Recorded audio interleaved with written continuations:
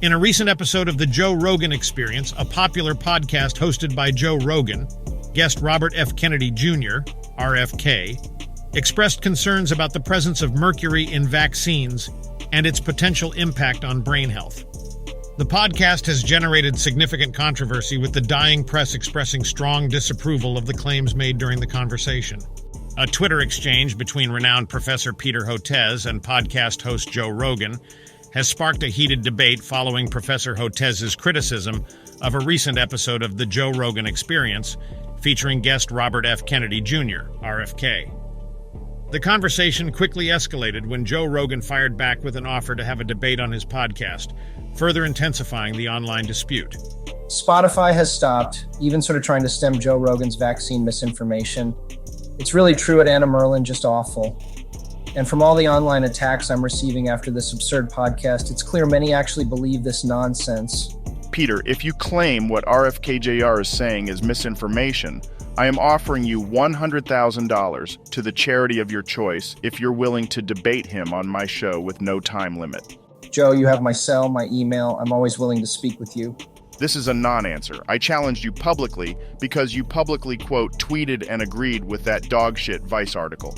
If you're really serious about what you stand for, you now have a massive opportunity for a debate that will reach the largest audience a discussion like this has ever had. If you think someone else is better qualified, suggest that person. Quote tweet. Joe, if you are serious about addressing vaccines, plus the fact that 200,000 unvaccinated Americans needlessly perished during our awful Delta BA1 COVID waves, including 40,000 in our state of Texas, because they fell victims to vaccine disinformation, I want to have that discussion. Again, I'm going to ask you very clearly, are you willing to debate at Robert Kennedy Jr. on my podcast? No medical professional should ever agree to do this. Never. It elevates the conspiracy guy, demeans the medical professional, and will only convince the kooks out there that RFK is right because a real doctor took the time to debate him. Never debate a conspiracy theorist.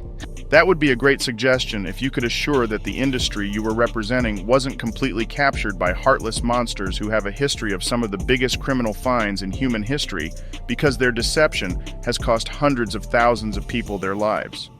In a testament to the power of podcasting and the growing influence of independent media, Joe Rogan's wildly popular podcast has achieved remarkable milestones, surpassing the impressive mark of 1.5 billion total downloads and boasting a staggering 190 million monthly listeners. Furthermore, Rogan's YouTube channel has amassed an impressive 7 million subscribers, solidifying his position as a dominant force in the digital media landscape. Joe Rogan, best known for his affable personality and his former role as the host of the exhilarating Fear Factor show, has risen to meteoric success with his eponymous podcast, The Joe Rogan Experience.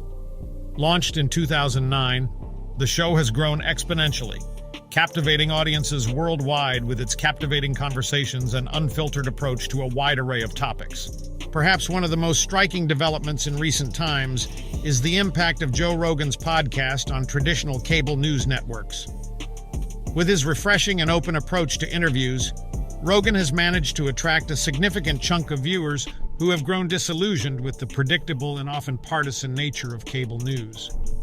As a result, his show has emerged as a genuine competitor, effectively decimating cable news ratings and leaving the industry scrambling to adapt to this new paradigm.